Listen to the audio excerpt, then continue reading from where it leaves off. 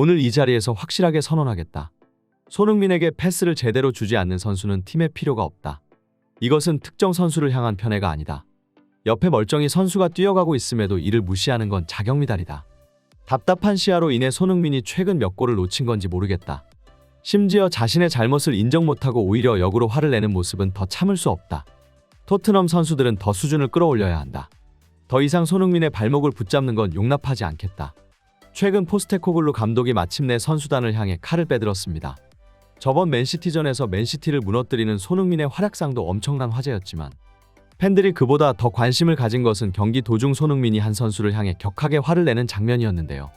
그동안 그라운드의 신사이자 가장 겸손한 선수로 불리던 손흥민이 경기 도중 이렇게 분노를 표출하는 것은 쉽게 보지 못한 일이기 때문에 팬들은 놀라워했습니다. 그리고 이 장면을 지켜본 포스테코글루 감독은 마침내 큰 결단을 내리고 말았는데요. 손흥민이 왜 경기 도중 짜증을 냈으며 포스테코글루 감독이 왜 기자회견에서 토트넘 선수들을 저격했는지 지금부터 이 사실을 오메가 풋볼과 함께 알아보겠습니다. 지난 4일 열린 맨시티와의 대결은 치열한 접전 속에 명승부를 만들어내며 무승부를 기록했습니다. 결국 이번 경기에서도 토트넘을 구해낸 건 캡틴 손흥민이었습니다.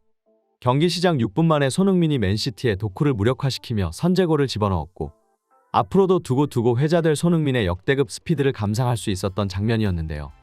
게다가 손흥민은 후반전 선제골이어 동점골까지 어시스트하며 또 다시 맨시티를 좌절케 만들었습니다.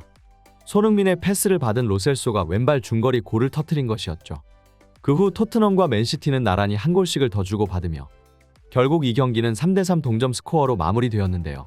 최근 리그에서 손흥민은 골맛을 본 지 오래되었지만 팀이 위기에 몰린 만큼 더 강해지는 특성답게 리그에서 최강팀을 상대로 리그 9호 골을 성공시켰습니다. 물론 그전까지도 손흥민의 경기력은 나쁘지 않았습니다.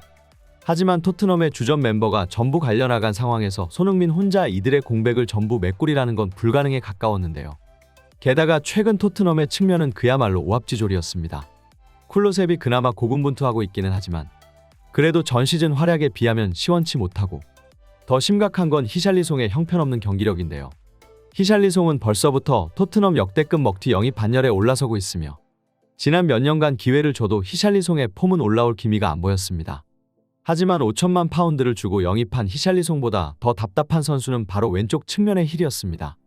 히샬리송의 경기력이 끔찍하기는 하지만 그래도 프리미어 리그에서 오랜 경험을 쌓았었고 적어도 스쿼드가 전부 줄부상 상태인 현 토트넘 상황에서 히샬리송 말고는 딱히 기용할 만한 선수가 없는데요. 하지만 히샬리송은 최근 잔부상을 입으며 또 풀핏이 완성되지 못했고 팬들은 실력도 없는 주제에 부상까지 많다며 한숨을 내쉬고 있습니다.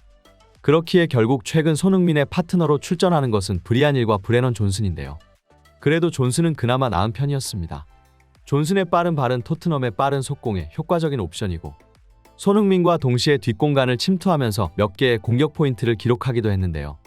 그러나 임대에서 복귀한 브리안 힐은 최근 토트넘 왼쪽 측면의 공격을 모두 말아먹는 주범이었습니다. 브리안 힐은 스페인 시절에는 나름 테크니션으로 이름을 날렸으나 스페인 라리가와 잉글랜드 프리미어 리그의 템포 차이는 하늘과 땅 차이인데요. 세비야로 임대되어 유로파리그 우승까지 거머쥐었으나 그렇다고 해서 팀에서 핵심 주전을 맡지는 않았고 결국 세비야도 힐의 완전 영입을 할 생각은 없었기에 다시 토트넘으로 복귀하게 되었습니다.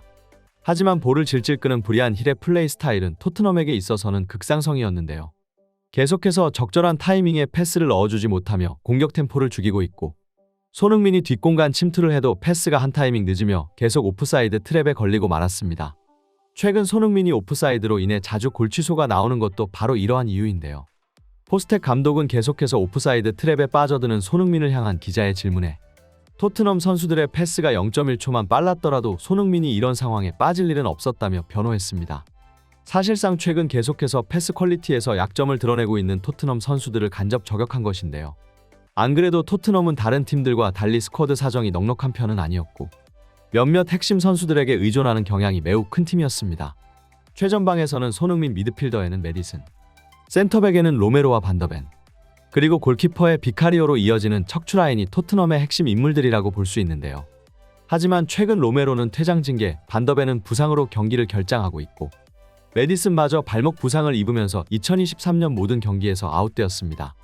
사실상 손흥민의 침투 타이밍을 빠르게 판단해 적절한 타이밍에 패스를 넣어주는 선수는 팀에서 메디슨 정도가 유일했으나 이제 메디슨마저 빠져버리고 말았으니 손흥민을 지원해줄 선수들은 아무도 남지 않게 된 것인데요.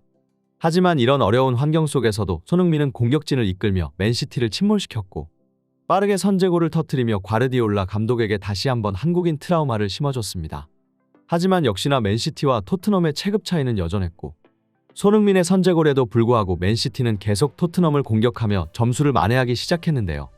하지만 이 상황에서도 토트넘은 얼마든지 역전할 기회가 있었습니다. 맨시티의 베르나르도 실바가 빌드업 과정에서 치명적인 실수를 저지르고 말았고 위험한 지역에서 토트넘의 브리안힐에게 공소유권을 내준 것이었죠.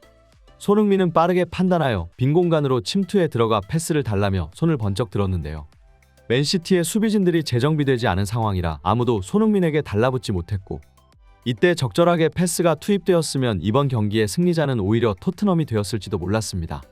하지만 토트넘의 브리안힐은 패스는커녕 다시 한번 볼을 질질 끌며 밀고 들어갔고 그대로 크로스를 맨시티 수비수의 몸에 맞춰버리며 사실상 상대가 한 골을 내주 것과 다름없는 기회를 고작해야 코너킥으로 만들고 끝내버렸는데요. 바로 옆에 있는 선수도 못 보는 브리안힐의 시야에 토트넘 팬들과 해설진들은 어처구니가 없었으며 그에 암전하던 손흥민마저 손을 휘두르며 격한 반응으로 분노하는 모습을 보였습니다. 하지만 브리안힐은 손흥민이 짜증내는 걸 보자 오히려 적반하장으로 나오며 나보고 어쩌라는 것이냐는 리액션을 보였는데요. 이 장면을 본 포스테코글루 감독은 겉으로는 표현을 안 했을 뿐이지 속은 열불이 나 있었을 겁니다. 그렇기 때문에 고작 전반전이 끝나자마자 브리안힐이 교체된 것만 보아도 알 수 있는데요. 보통 하프타임 교체는 선수의 부상이나 퇴장 상황이 발생되었을 때나 일어나는 일인데 브리안힐의 몸 상태가 멀쩡함에도 후반전 시작과 동시에 경기장에서 강판당했다는 것은 포스텍 감독이 브리안힐의 플레이에 이제는 볼장 다 봤다는 의미이며 라커룸에서 어떤 대화가 오고 갔을지는 뻔할 뻔자였습니다. 많은 팬들은 이 경기를 기점으로 앞으로 토트넘에서 브리안힐이 기회를 얻는 일은 없을 것이라 생각하는데요. 브리안힐이 빠지자 토트넘의 공격은 다시 살아나기 시작했고 결국 로셀소의 동점골이 터진 것도 브리안힐이 빠진 이후였습니다. 포스테코글루 감독은 기자 회견에서 손흥민이 오프사이드에 빠지는 것은 팀 동료들 탓이라며 콕 집어서 말했고 결국 실력이 없는 것도 모자라 오히려 역으로 뻔뻔하게 적반하장 태도로 나온 브리안힐은 이제 방출 수순을 밟을 것만 같은데요. 사실 토트넘의 선수층이 워낙 얇아서 이런 선수마저 주전으로 출전할 수 있었던 것이지 이제 히샬리송과 메디슨이 돌아온다면 앞으로는 후보 명단에도 들기 힘들 것입니다. 이제 맨시티를 상대로 기념비적인 경기를 펼친 손흥민은 이 기세 그대로 웨스트햄을 사냥하러 떠납니다. 손흥민이 이미 과거 수차례 웨스트햄을 상대로 골을 꽂은 전적이 있고 이번 경기에서도 그때의 기억을 되살려 맨시티전에 이어 연속골을 기록하기를 기대하고 있을 겁니다. 그리고 최근 손흥민의 물오른 폼이라면 웨스트햄을 상대로 해트트릭 또한 기대해 볼 텐데요. 최근 홀란드가 주춤하며 득점 수를 더 벌리지 못하고 있고 이제 손흥민이 재빠르게 따라갈 일만 남았습니다. 계속해서 손흥민 선수의 득점왕 경쟁을 기원합니다. 항상 빠른 소식을 전하는 오메가 풋볼이었습니다. 구독과 좋아요, 알림 설정 한 번씩 눌러주시면 내일도 더 나은 영상으로 보답하겠습니다. 모두 시청해주셔서 감사드립니다.